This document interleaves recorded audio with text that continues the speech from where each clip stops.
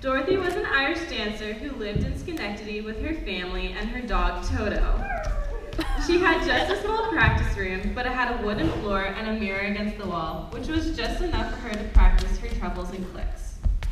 For the first time, Dorothy was going to Camp Rickakeel, but the night before camp, Dorothy changed her mind. She told her parents she didn't want to go, but they insisted she sleep on the decision and sent her to bed. That night, Dorothy dreamt she was at CRC. She was nervous and had a hard time talking to the other dancers in her group. But when the time for the fire drill came, they got more than they bargained for. A tornado was coming. When it hit, Davidson Hall was lifted into the air, stuck in the center of the cyclone.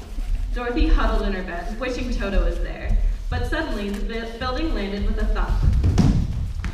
Warily, Dorothy crept out of her room, the dorm oddly empty. She crept downstairs and discovered she was no longer in Schenectady. Before her was the most beautiful field with flowers and trees in the distance. There was also a crowd of people who were drawing near. Dorothy was welcomed to the land of the Munchkins and thanked for ridding them of the Wicked Witch of the East.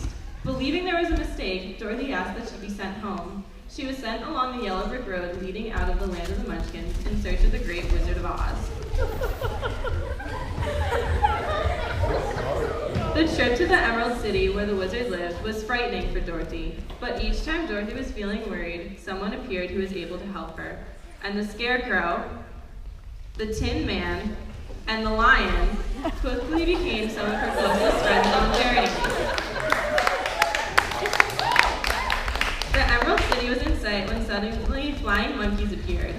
Dorothy and her friends were trapped by the Wicked Witch of the West, but they quickly escaped and hurried to reach the Emerald City.